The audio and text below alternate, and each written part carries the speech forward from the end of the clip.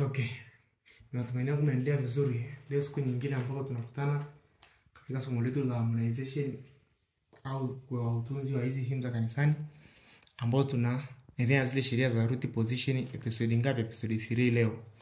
Sasa sheria inayofuata ni nini? Hapa tunaambiwa notes of the code can be harmonized at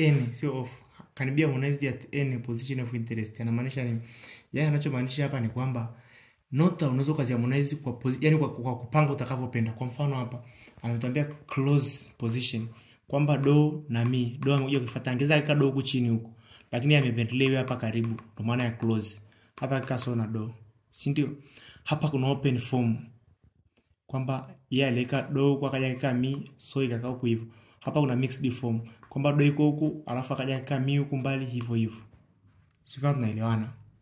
Lakini sasa mimi nitakuja kushauri tu, tunapenda kutumia hii sana kwamba hii open form, close form kuna mahali nitakueleza kwa hiyo tutatumia open na yenzo tutatumia, lakini sasa nitazikueleza hapo mbeleni kimsingi zinamaanisha nini zaidi. Lakini ameshakushauri unaweza kutumia position yoyote hapo. Sheria inayofuata inasema avoid crossing of paths which may result into vague interpretation of the piece of music. Anamaanisha nini? Overlapping.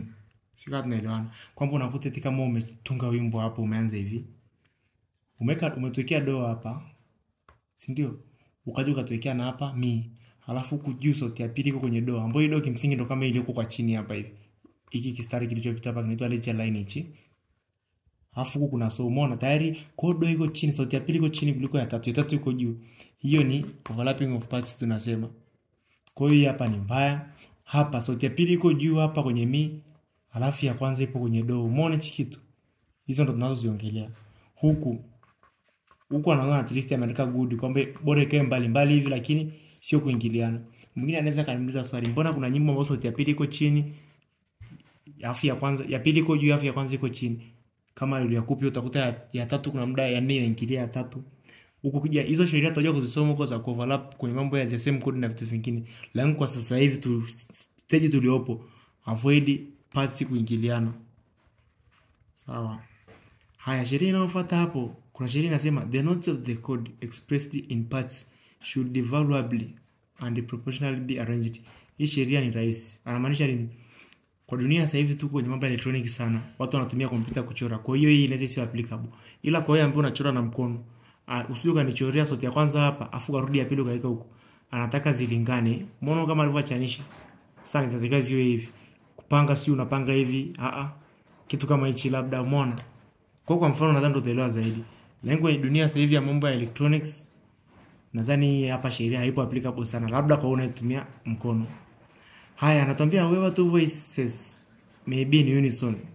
Unison ni maana yake, ninakwambia unison ni pale ambapo two voices share one note in the same pitch. Yaani nota mbili zina share nini?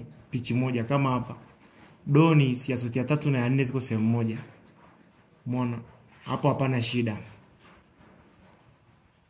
Haya, tuendelee taratibu. Haya, kuna kitu anatuambia no two adjacent voices. Two adjacent voices should be at a larger interval. Yaani adjacent voices ni zile zinazofuatana. Yaani zisije zikaachana kwenye interval ya zaidi ya octave, yaani do mpaka do from each other. But this, lakini sheria sio applicable kati ya any part na base. Applicable between base and voice immediately above it. Voice immediately above base ni nini? Tunajua ni tena sauti ya tatu. Tuangalie mfano ili tuelewane. Hivi ni mbaya hichi kitu. Kwa nini? Sauti ya kwanza na ya pili zimeachana vizuri, sio interval kubwa. Lakini ya pili na ya tatu zimeachana mbali. Kwa hiyo ni kosa. Hapa bado ya kwanza iko kwenye mi, ya pili iko kwenye do. Hiyo ni large interval bado. Sio ndio mnaita 10th, sio ni mbali zaidi. Umeona? Lakini hii ni nzuri kwa sababu gani? Utaniuliza do na mi mbona zimeachana mbali? Zimeachana zaidi ya octave, lakini tumesema base kwenye sheria imevutiwa. Kwa base na sauti ya tatu zinaweza zikaachana mbali wowote. Lakini ya kwanza, ya pili na ya tatu zisiwe mbali zaidi ya octave. Nikimaanisha adjacent ni kule kufuatana kama hapa na hapa. Ya kwanza na ya pili zisiachane kama hivi, umbali wa 8. Kiachana sana ni umbali wa 8. Ya pili na ya tatu hivyo hivyo zisiachane kama hivi. Zikiachana sana ni umbali wa 8 octave, yani namaanisha labda mi mpaka mi, do mpaka do hivyo. Huku lakini base inaweza ikakata huku chini huku mbali gani? Base na sauti ya tatu hizo hatuhesabu kama adjacent voices kwenye sheria. Point ndio hiyo. Kwa hiyo ukiwa unachora uwe makini. Haya, kuna point inasema strive after the smoothness in melodic progression in different voices. It grants easy solving. Anachomaanisha nini? Yaani mara nyingi penda ukiwa na harmonize for the purpose of, wanasema ukiwa na harmonize penda kufuatilia smoothness in melodic progression. Kama umeharmonize kwa kutumia do mi so, sauti ya tatu kuna do. Umeenda kodi inayofuata umeweka fa la do. Sauti ya tatu lazima unaweza tunakushauri uweke do hiyo hiyo ili kugrant nini easy solving na pia urahisi wa kuimba. Kivipi? Yaani usio mtu wa kutunga unaacha mara sasa hivi umeweka do, sauti ya tatu imeruka imeenda fa imefanyaje? Ukiweza ku-maintain pitch hiyo hiyo kwenye harmony ni vizuri zaidi. Anatambia kwa sababu hiyo tunaweza tukobserve vifuatavyo. Proceed always to the nearest note of different ways. Yaani una proceed to the nearest. Kama upo kwenye do unaweza kaenda kwenye mi labda ukaja, yani karibu, sio labda do fa, labda do so hivyo. When two adjacent chords have one note in common, wakati two adjacent notes na note moja in common, it is therefore better whenever possible to maintain that note. Kama nilivyokuambia, kama kuna sauti mbili, kodi mbili zinafuatana kama do mi so na fa la do, zote zina do, kama unaweza ku-maintain do kwenye sauti hiyo moja ni vizuri. Kwa mfano, maana najua hapa nikieleza hivi mara nyingi watu wengi hawaelewi. Ila tukienda kwenye mfano tutaelewana. Tuangalie hapa mfano unaokuja. Kama hapa. Umeona hapa kuna do mi so. Safi kabisa, do alafu mi na so. Si ndio? Note inayofuata ni fa la do. Huko akaweka fa na la, huko ameweka fa. Ile do akafanikiwa ku-maintain. Mwingine angeza akachukua akashusha kwenye la, angeza akashusha kwenye la hapa. Alafu do akapandisha huko. Bado sheria itamruhusu, ndio unaweza kubadilisha hivyo, lakini wimbo huu vizuri kama mtu anaye maintain hivi. Umeona kurudi huku, mwingine angeza akaweka so. Ikawa do na so, afu labda mi na so, au yani whatever utakachoweka. Lakini umeona ameweza ku maintain kwa sababu hii na hii ni adjacent chords zimefuatana, lakini unaweza ku maintain hii moja. Ndio maana hapa chini akatuambiaje? It is better than this. Yani mfano huu ni bora kuliko huu. Huu umeanza vizuri. Alafu ukaacha fa hapa afu do na la. Mathematically tunasema ni correct. Yani kwenye mathematics ya muziki ni correct ulichokifanya hapa. Hujavunja sheria. Japo kuna sheria nyingine inatuambia usitoke kwenye octave uende kwenye unison afu to unison ndio kwenye octave. Hilo ni kosa. Kutoka kwenye do mpaka do afu kimbilie fa. Afu toe kwenye fa hiyo moja unison sauti mbili, utanue tena uende do, ni kosa. Lakini hata kama ungekuta hapa alibaki kwenye so hapa, for example angebakiza hii do ingekuwa kwenye so, kwa mathematics angekuwa sahihi. Lakini sasa uone hata anayecheza ni unampa ugumu kiasi. Hata wanaoimba wanakuwa ni vitu ajabu kidogo. Kwa ukiweza ku-maintain hivi ni vizuri. Nadhani tumepatana hapo. Haya, anataka cha kuzingatia, chords in their root positions are labeled. Yani at the bottom. Yani chords zinapewa majina at the bottom. Si kama tunaelewana. Anamaanisha nini anaposema hivyo? Anamaanisha nini?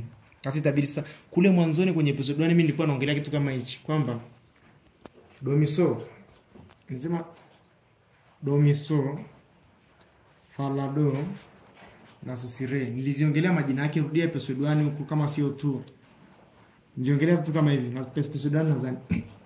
Kwamba hii inaitwa tonic chord. Tonic chord. Hii inaitwa subdominant. Subdominant hii inaitwa nini? Inaitwa dominant chord.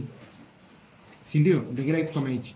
Sasa nikasema do siku zote inakuwa ni tuna name kwa Kirumi. Ni chord nota ya kwanza do mi so, chord 1.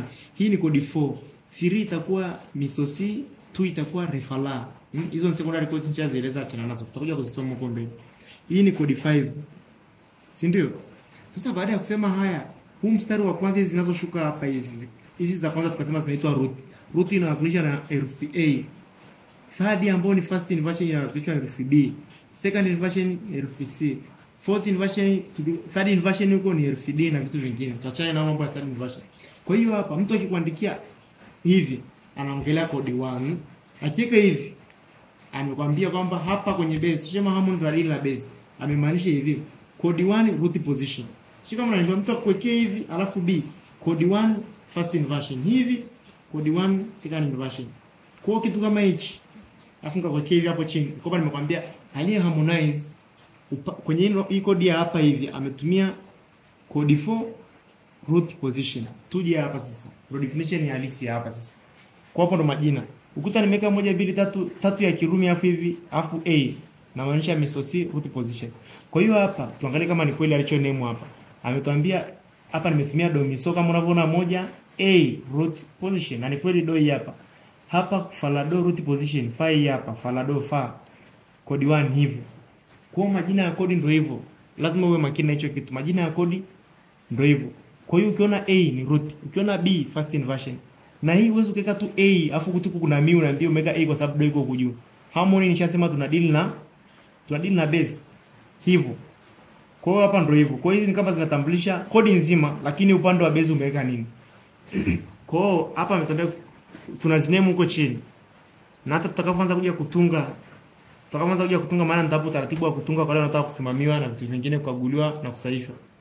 Nitakuwa na nataka wanafunzi ukishaandika wimbo huo una name huko chini au majina kwamba nimetumia code 1 root, nimetumia code 4 root hivyo. Tufika first inversion hivyo nitawaeleza. Kwa hiyo huku amesema kwa Roman numbers, kwa Roman numbers ujue ndo Roman number ndo zinashikilia kodi.